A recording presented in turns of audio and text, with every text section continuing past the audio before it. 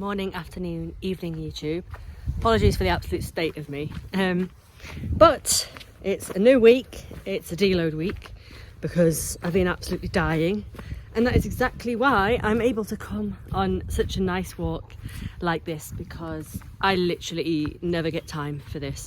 But right now, whilst I would be doing my lower 2 session, which actually has changed to a full body session going forward, which I'm very happy about. Goodbye 3 lower days a week. Yes, it's Wednesday. So whilst I would be doing that session, I'm currently out on a long walk to just rack up the majority of my steps in one go, because I'm zen, I'm chilled, I've just done my cardio today and that's it.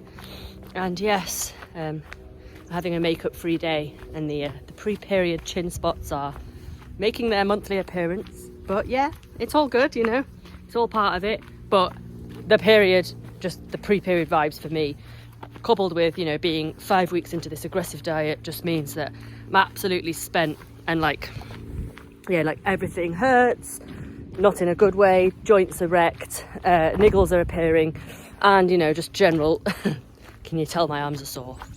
Just general, like, progressions in the gym are not happening at the moment. So yes, we're deloading. Oh, this is my favourite bit. I don't know if you can tell how much the valley drops there, but this is like the Tong Valley, which is quite near where I live in Pudsey, and it's absolutely stunning. And this is like just like headspace vibes. Like I said, I literally never get time for this sort of thing, so I'm making the most of the deload, which I initially panicked when Christine told me to rest, and I kind of tried to word my check-in in a way that would not quite sort of detail how shit I'm feeling, but Christine always reads between the lines. So he was like, right, like deload now. And I did just one more upper session yesterday, so I did like Monday lower and then upper yesterday, just to smash all my body. And then it means I'm now just very well and truly ready for a few days off, potentially go back in the gym on Saturday depending on how I feel.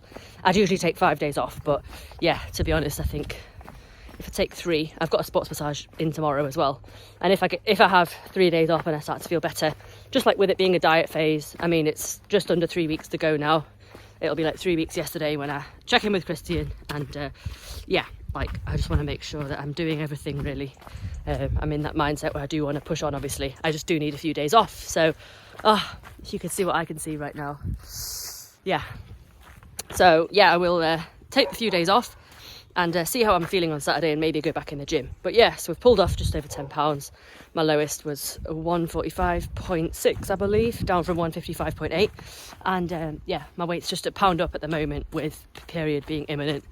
And I'm very sure it'll drop off my weight again when I actually do start, which will probably be tomorrow or the day after. You know, I'm day 29 now. Usually start around about the 30-day mark, so 31 days. The longest I've probably gone is maybe like 33 or something like that. So it'll be the next few days anyway. Get it out of the way, energy will get back up again, and I'll generally feel refreshed and ready to get back into the gym. But until then, we're walking, we're cardioing, and we're rest day fooding, which isn't actually really different to my training day food. It is literally like 25 grams less carbs, 10 grams less protein, I think. So yeah, you'll see all that because I'm doing a full day of eating. I'm going to take you right back to the start of my day. Oh, well, you've seen meal 1, obviously, in the intro. And then meal 2, I will just talk you through how that is, and my little sort of diet hacks for how I bulk out a 25 gram protein meal. And yes, we'll get into it. But for now, I'm just going to enjoy the rest of this because, like I said, it's such a rarity for me. And yeah, going to take it all in. I'm about to kind of like enter the forest down here, and it's beautiful. So yes, I'll catch you in a bit. Okay, so my meal 2, usually chicken sausages, is the protein source, and they just go in the air fryer for 10 minutes, and then there's no carbs in this meal, so it's just putting that on for 10 to 15 minutes basically. Bed of salad first to bulk the meal up. I will spray that with garlic. If you haven't tried it, trust me, it makes it so much nicer. And I'll also fry off some veg, usually broccoli, mushrooms, bit of kale. Yeah, sausages come out. I just chop them up and add them into the salad, and then I'll just layer the veg on top. And then you've got a bulked out, just protein, low carb meal, which I'll add my pink salt to. Okay, so it's time for meal 3 now. Hector seems keen to just be in the video today, so hopefully, unlikely, he's not going to disturb the making of this meal, are you, Hector? No. You're going to just be sensible while I get the yogurt out. So meal 3, as per every day, rest day, training day. In fact, the only difference at the moment between a rest day and a training day is the potatoes that I have pre-workout. And that's the only thing that's different. So this meal is 200 grams of fire yogurt. Just gonna watch and observe, aren't we, Hector? Yeah. We're not gonna try and get the yogurt. No, we're not. Just gonna stay there. Not for you, for me. Correct.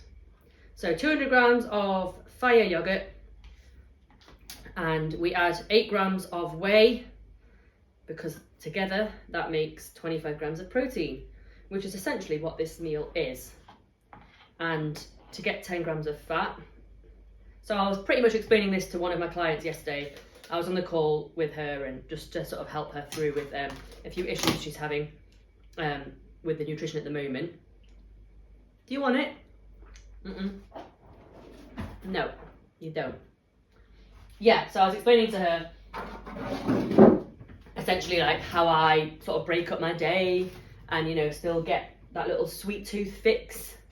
Don't trust him. Good boy. Yes, so I will add like 10 grams of chocolate to this meal, and then the other 10 grams I will have, because it's 20 grams of chocolate, which is 10 grams of fat, so I'll split it in half basically. I'll have 10 grams with this meal, and then I will have the other 10 grams kind of later on as like a little tide me over snack. And then also I'll take a little bit of fruit from, you know, my evening meal, which is like my evening oats, and I'll add it to this as well, just so it's like not like a plain thing of yogurt. So because raspberries get me the most carbs per volume, if that makes sense, I actually have 50 grams of raspberries on this meal, and then I'll add the chocolate, and that's pretty much the meal. And then I'll just have another piece of chocolate later on, like maybe with like a hot drink or something. So it's a nice little, like, you know, tide me over in the afternoon. It's currently nearly 4:30 actually, so it's a little bit later today because I kind of ate my meals quite late. Obviously it's nice if you can kind of push your meals back a little bit, and like I'll usually just get distracted and busy with work, which is kind of helpful at the moment while I'm dieting. So yeah, that's this meal. Have a bit of chocolate later. I also get Marmite rice cakes, so I've already had one. Oh, Hector likes the Marmite rice cakes. I forgot. They're not for you. Yeah, he got his nose into a packet that I left on the side the other day, and I had to get rid. Luckily there was only one in the packet, but Marmite rice cakes are elite, to be fair. They're like, even if you're not a fan of Marmite, they are like so flavoursome, so nice and salty. So like, I would recommend them. Ooh, calm down. He's like climbing up the cupboard. I would recommend them if you are like dieting and you're wanting to keep the carbs down, but you want a little snack, because, you know, you don't have to add anything on top of them like jam or anything that racks up the calories. You just eat the rice cakes on their own, and they're like 30 calories each, about 6 grams of carbs. So yeah, really good. And yeah, I have 3 of them on both days. Obviously I have them post-workout on a training day, and I just have them as like an afternoon snack on a rest day to tide me over. But I kind of just had one before that walk because I was a bit hungry, and then I'm going to have the other 2 later on, but I'm going to have this first because, like I said, it's 4:30. It's getting on now, so I want to get this meal in, chill for a bit, and then I'll go and do some more work, and yeah, ready in time for snack on the rice cakes at whatever point I feel like it, and yeah, ready to make dinner. Oh, Hector. So dinner, or meal 4, exactly the same sort of base of salad and veg, and I just have it with tuna instead, just the one in brine, so no extra calories, just 25 grams of pure protein, make it taste less shit with some lighter than light mayo. And yeah, that's literally it. Full day of eating. I think I've smashed it for once. And well, apart from the fact that you don't get to see my final meal, which is oats again, exactly the same quantity as well, 50 grams. And with that is 30 grams of carbs, and then I get an extra 10 grams. So it's a 40 gram carb meal on both. and the extra 10 grams comes from fruit, which I just put berries on top again. And then the 10 grams of fat in the final oats bowl is Nutella and dark chocolate, which has literally been the same for even when I wasn't dieting. And I was always having 50 grams of oats as well, except when I wasn't dieting, that was a struggle to get down, and now it's pretty easy. So yeah, that's that really. And in terms of like I mentioned earlier, you probably didn't pick up on it, but I have 10 grams less protein on a rest day, and that's just purely down to the fact that on a training day, the 10 grams of extra protein is in my intra workout. So I have 15 grams of EAAs, and that's that. Now, in terms of actual macros, in case you are interested, I mean, I'd have to pull up my actual spreadsheet in terms of the net macros. I've gone over this many times in previous videos, but I do net macros. So these values are the actual, just what I get from net sources. And then obviously it adds up from trace, for example. You know, if I have oats, then the 30 grams of carbs is net carbs, and I also rack up some trace protein and fats from those oats, which don't go towards my net protein and fats for the day. If that's confusing to you, just ask. And I'm going to turn on the comments on this video. So on the last one, I'm like, oh yeah, just drop me a comment. And I realised after a day or two that I'd not turned the comments on, because I was literally thinking like, why have I got no comments on this video? I usually get a few. And there was like no comments coming through. And I checked the analytics and realised, oh, I accidentally turned them off for some reason. So yeah, I will make sure that they are turned on for this video. Anyway, yes, so net macros for a training day at the moment, obviously it's a rest day, so I'll look at that first, is 125 protein, 100 carbs and 30 fats. On a training day, like I said, the difference being the 25 grams of carbs, so it's 125 carbs and then it's 135 protein and 30 fats again.